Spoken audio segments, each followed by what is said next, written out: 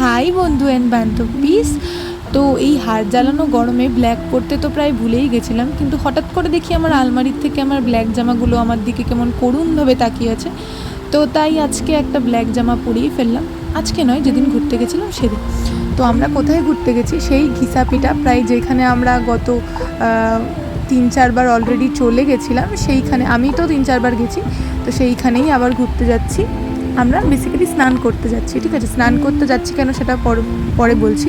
কিন্তু বিধাননগর স্টেশনের থেকে নেমে ওই সাবওয়েটা থেকে যাওয়া যে কী যুদ্ধ, যারা রোজ যাতায়াত করে তারা বুঝতে পারবে।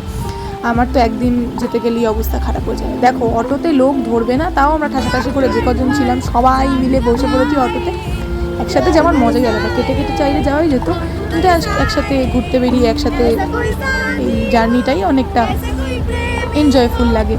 এই দেখো, আমরা এখন গানের লড়াই শুরু করে দিয়েছি। আর কি, গানের লড়াই করতে করতে করতে করতে আমরা এখন গন্তব্যের দিকে। গন্তব্য কোথায়? দাঁড়া, এই যে নেমে গেছি আমরা। নেমে একটু কেট মারছি। আর আমাদের এই যে মহান ব্যক্তি, ইনি ঘুরতে গেলে সমস্ত বিউটি টিপস আর সমস্ত অ্যারেঞ্জমেন্টসের আর কি আমাদেরকে ডিরেকশান দিচ্ছিল। এই যে আমাদের গন্তব্যস্থল নিকো পার্ক। বেসিক্যালি আমরা এখানে টিকিট কেটে স্নান করতে আসি, কারণ বাকি কোনো রাইড তো আমরা চড়ি না। আমাদের সবারই হৃৎপিণ্ড খুবই দুর্বল। হ্যাঁ, এক একজনের খুব সাহসী, তারা চড়ে, আমরা ম্যাক্সিমাম লোকই চড়ি না। এই যে হাতে ব্যান্ড পরে খুব খুশি আমরা।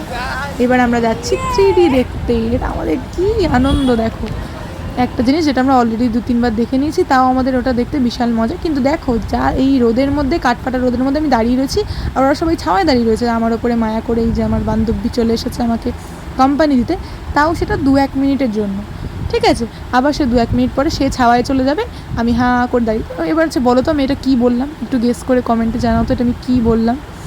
যাই হোক, এই দেখো ওরা আবার নিজের জায়গায় চলে গেছে, আমি দাঁড়িয়ে রয়েছি হাঁ করে রোদের মধ্যে। সানস্ট্রোক হয়ে কোন দিন মরে যাবে। গাইস করতে করতেই জীবন গেল।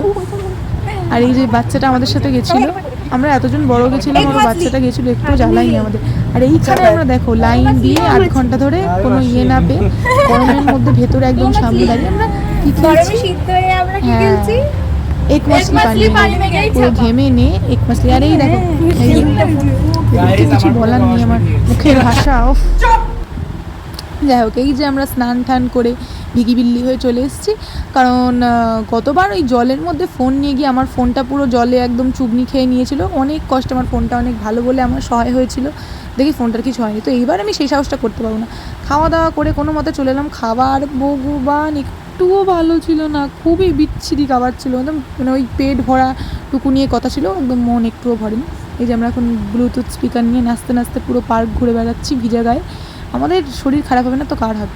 এবার এই যে মরা মুরগি হয়ে গেছে, এখন জলে টলে ভিজে এসে পুরো নেতিয়ে গেছি। শরীরের তো কিচ্ছু আর নেই, তাও আইসক্রিম কিনছি। দেখো, মানে কী অত্যাচারটাই না করছি শরীরের ওপর। বয়সকালে কপালে দুঃখ আছে। এরপরে এখন যাচ্ছি বাড়ির উদ্দেশ্যে। অবস্থা আমার খারাপ, আর কি বলবো। টাটা।